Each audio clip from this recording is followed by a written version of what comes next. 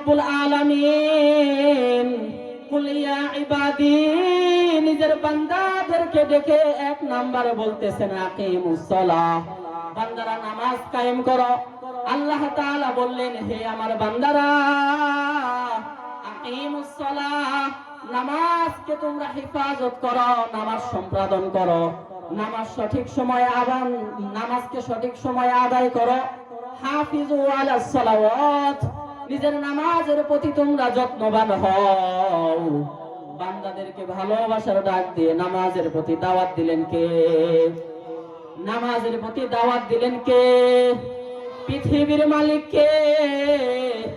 আসমানের মালিক কে? আমাদের মালিক কে? আল্লাহ রাব্বুল আলামিন 2 নম্বরে বলেন, আনফিকু মিম্মা রাযাকনাহুম, হে আমার বান্দারা, আমি তোমাদেরকে যে রিজিক দিয়েছি, যে সম্পদ দিয়েছি, এই সম্পদ থেকে আমি আল্লাহর রাস্তায় দান করো, ব্যয় করো, সদকা করো। এই যে একটা দ্বীনি মজলিস হইয়া গেছে, দ্বীনি মাহফিল হইয়া গেছে, আমার পরে অত্যন্ত সম্মানিত ব্যক্তি মাওলানা আশরাফ আলী হাফিজাহুল্লাহ, তিনি আরো সুন্দর আলোচনা করবেন। এরপরে উলামায়ে কেরামগণ আলোচনা করবেন। কখনো হয়তো আপনাদের কাছে এই মাদ্রাসার জন্য কিছু সাহায্য চাবেন, দান সদকা চাবেন, এই দান সদকা আপনারা করবেন। এই দান সদকা সম্পর্কে রহমাতুল লিল আলামিন নবী বলেন, এরে মুসলমান ইমানদার আল্লাহর গোলাম, ইজা মাতাল ইনসান, পৃথিবীর জমিনে যখন কোন মানুষ মৃত্যুবরণ করে, পৃথিবীর জমিনে যখন কোন মানুষ মৃত্যুবরণ করে, তার সমস্ত আমলের দরজা বন্ধ করে দেয় কে? কে?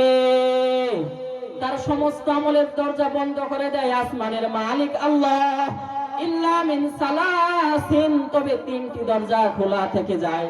1 নাম্বার হলো সাদকাতুন জারিয়াতিন, এই যে উলামায়ে কেরামগণের হাতে আপনারা মাদ্রাসার জন্য দান করবেন, মসজিদের জন্য দান করবেন, এটা সাদকাতুন জারিয়াতুন। এটা এমন একটা দান সদকা, আপনি কিয়ামত পর্যন্ত কবরে ঘুমায়া থাকবেন, কিন্তু কবরের মধ্যে আপনার আমলনামায় সওয়াবগুলো যাইতে থাকবে, পৌঁছাইতে থাকবে। এরপর নবী আমার 2 নাম্বার ডাক দিয়ে বলেন, আও ইলমিন ইয়ানফাউ বিহি, আও ইলমিন ইয়ানতাফাউ বিহি, ওই ইলম যে ইলমের মাধ্যমে মানুষদেরকে উপকৃত করেছে। 3 নাম্বার হলো ওয়ালাতুস সলিহা, নেককার সন্তান। আওয়াজ দিয়ে বলেন, কি সন্তান? কি সন্তান? নেককার সন্তান।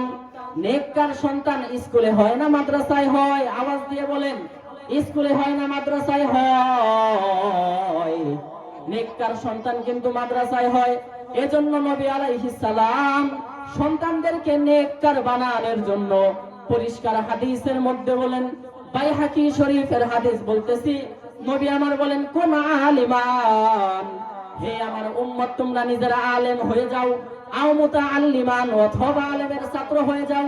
এই যে মাদ্রাসার মুহতামিম সাহেব মুফতি আরিফুল ইসলাম হাফিজাহুল্লাহ, তার কাছে আপনারা নিজেদের দরদের সন্তান তার কাছে দিয়ে রাখছেন, অত্যন্ত ভালো মানুষ। এই যে মাদ্রাসার মুহতামিম সাহেব, তিনি যে দ্বীন শিক্ষা দেন, এটা হলো ইলমু ইয়ানতাফাউ বিহি, মানুষকে ইলম দ্বারা উপকৃত করতেছে, এটা কিন্তু সদকায়ে জারিয়া হবে।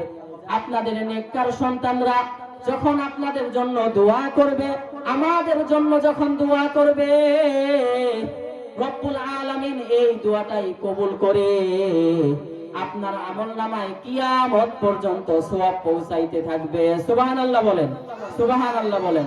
এই জন্য দ্বীনি মাদ্রাসা, গন্ধব দারুল কুরআন হাফিজিয়া মাদ্রাসা, এই মাদ্রাসায় সন্তানদেরকে দিয়া দিবেন, 1-2টা ছেলে মেয়েদেরকে দিয়া দিবেন, তারা দ্বীন শিখবে, আওয়ালাদুন সলিহার অন্তর্ভুক্ত হয়ে যাবে, নেককার সন্তান হইয়া যাবে, দুনিয়ার সম্পদ তো পড়েই থাকবে।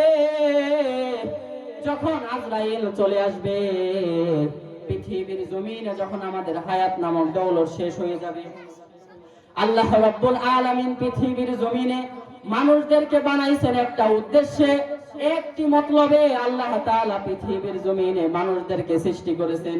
এটা হলো এই কারণ, কি উদ্দেশ্যে আল্লাহ বানাইলেন? আল্লাহ তাআলা কোরআনে কারীমের অপর এক আয়াতের মধ্যে বলেন, ওমা খলাকাতুল জিন্না ওয়াল ইনসা ইল্লা লিয়াবুদুন, পৃথিবীর জমিনে আমি মানুষ বানিয়েছি একমাত্র তারা কার ইবাদত করবে? কার? আওয়াজ দিয়ে বলেন আল্লাহর। একমাত্র আল্লাহর ইবাদত করবে। এই উদ্দেশ্যে আমি মানুষ সৃষ্টি